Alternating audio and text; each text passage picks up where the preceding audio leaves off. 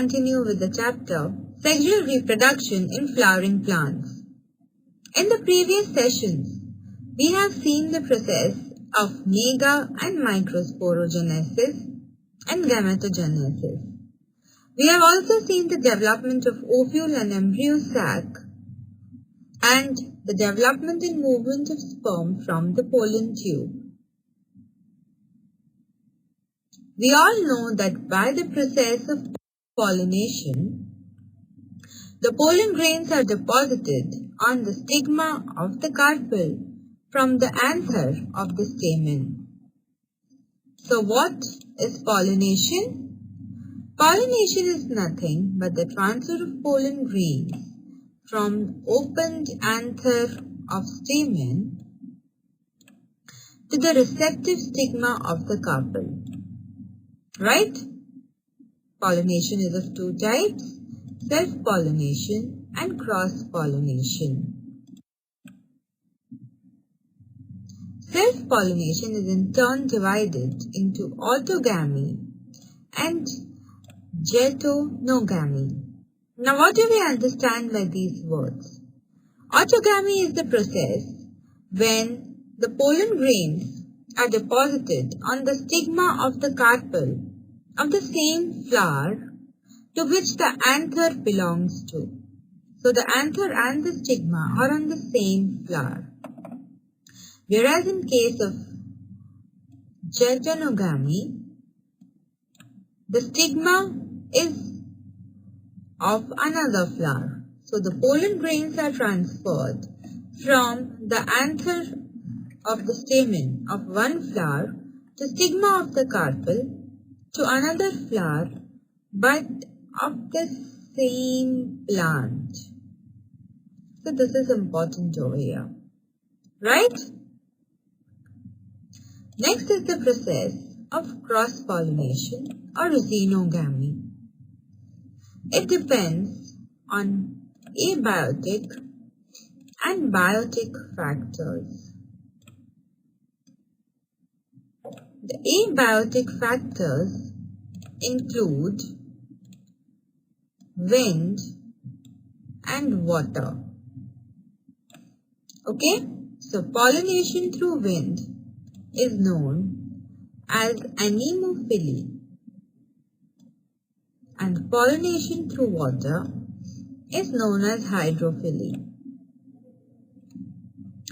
Now the biotic factors that help in the process of pollination include insects, and the process of pollination is known as entomophily. Then are the bats, and the process of pollination is the chiropterophily. The snails, where the process of pollination is malacophily, and birds, where the process of pollination is known as the ornithophily. Right? Clear, everyone? Let us study the process of self-pollination in detail.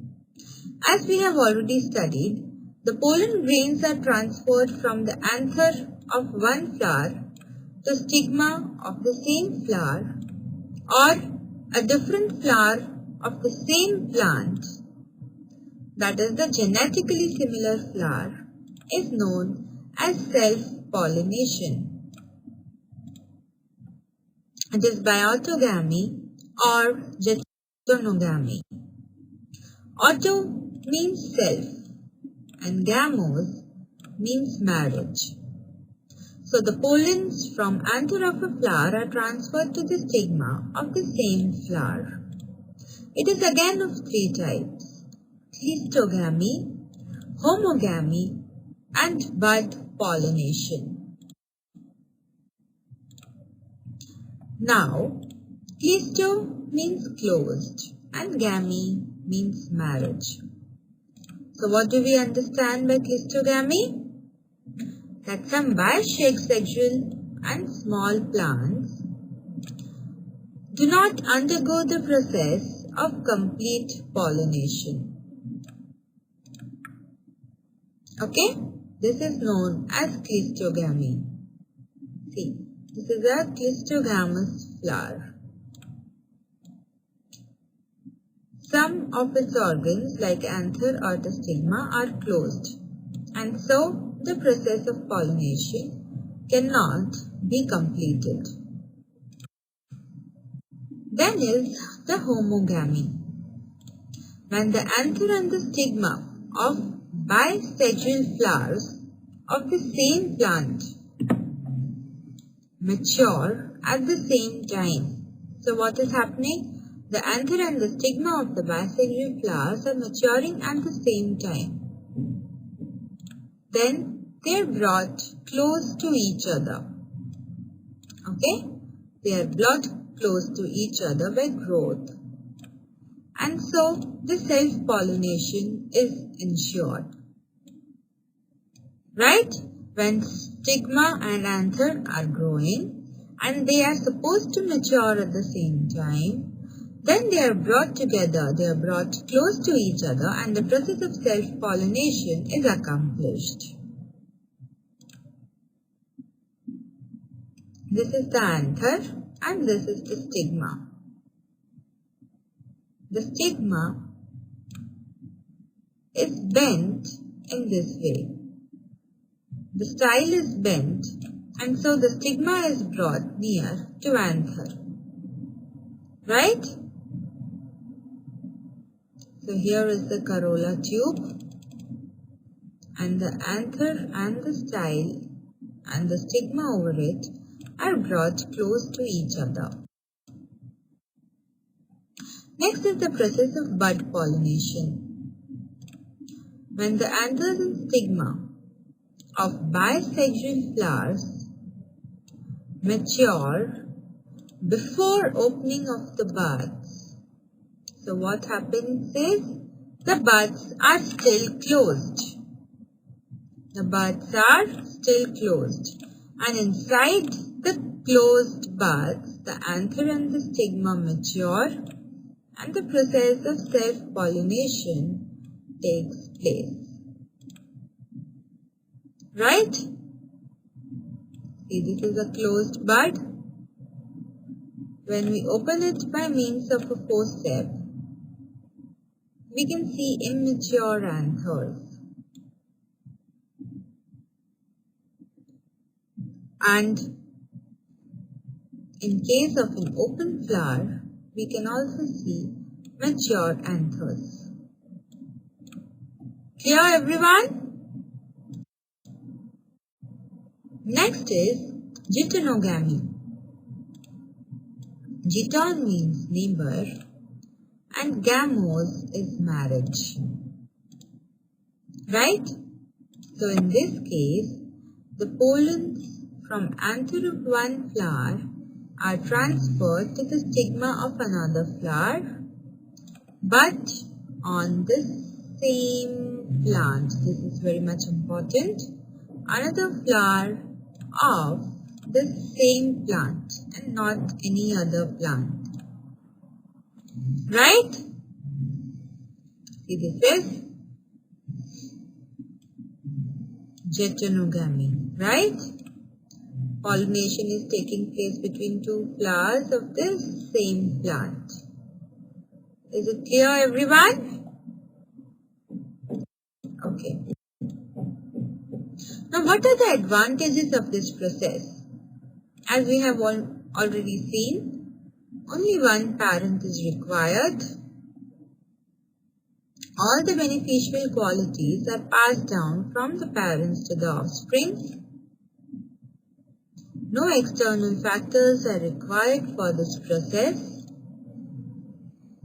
and less number of pollen grains are wasted as they don't travel long distances. There are also certain disadvantages of this. Less varieties of offspring are produced as they are genetically exactly copies of their parents. This also reduces the chance of their survival. As what is necessary for the process of survival of the fittest? Variations. Can variations be induced in the process of self-pollination? No. variations cannot be induced in the process of self-pollination because only one parent is involved. Okay? Further, the offspring also tend to become weak, smaller, and are less resistant to diseases. Clear, everyone? Any doubts? Now we come to the process of cross-pollination. What do we understand by cross-pollination? It is the transfer of pollen grains from flower of one plant to the flower of another plant. It is also known as xenogamy, where xeno means strange and gamy is marriage. Okay? It is also known as allogamy, as allos means another. Different factors are responsible for cross-pollination. The first one is wind. Wind-pollinated flowers are extremely different in their structures from another. This is because they do not have to attract insects, but they need to be exposed to wind. So firstly, the pollen grains of such flowers are very small and light, so they can be easily transferred by wind. The anthers of these plants are exposed to wind, so that the process of pollination becomes easy. Again, their stigmas are feathery, so they can catch the pollens that are carried by the wind. They do not require attraction by insects, so no scent or nectar is present inside them. Their petals are also very small and green. They do not possess colorful petals. Clear the structure of wind-pollinated flowers? Good. Then we have the hydrophily or the water pollination. Can you see? This is the stamen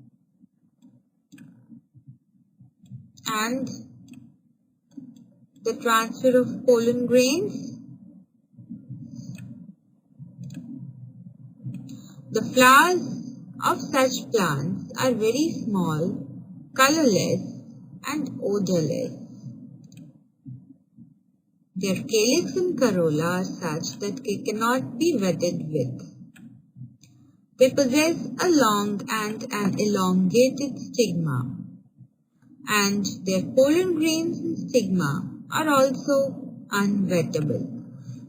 Clear, everyone? Then we have the entomophily or the insect pollination. Entomophily or the insect pollination. The pollen grains of such plants are sticky. Why are they sticky? So that they can stick to the insect's body. Their petals are also beautiful and attractive and are very brightly colored. They also possess scents to attract insects. Their stamens are inside the flower. This is because the insects that brush on the flower do not affect them, and they pick up only the pollen grains. Further, they also produce sweet and sticky nectar. This is in order to attract insects. Their stigma is also highly sticky.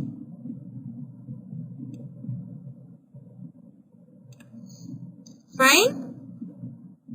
Clear, everyone?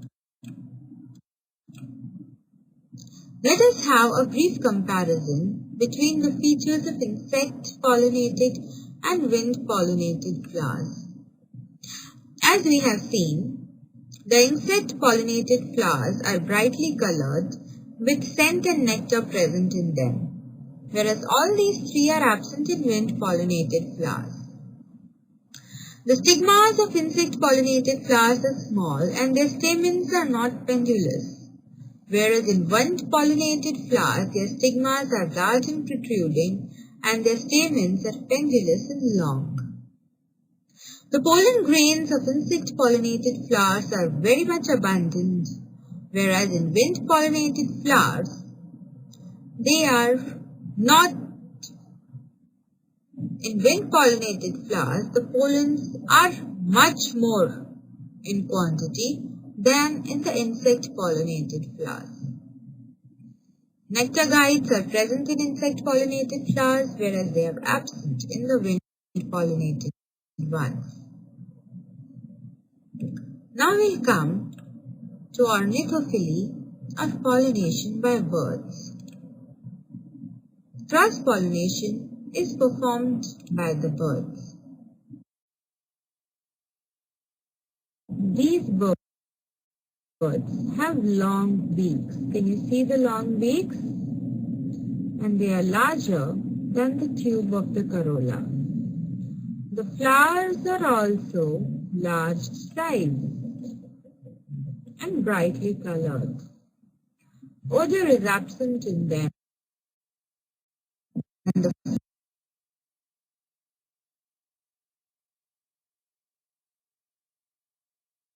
floral parts are very strong and leathery. Flowers also secrete nectar to attract the birds. Right? Now what are the probable advantages and disadvantages of cross-pollination? In cross-pollination, the offsprings inherit qualities from both the parents. There are more variations in the offspring. Their seeds are also more viable and survive for a longer time. They require two parents, is one of their disadvantages. Again, external factors like wind or insects are required for the pollination to take place. A lot of pollen grains are also wasted in this process. So this was all about the process of pollination. We'll continue with the chapter in the next session. Read well till then. Thank you.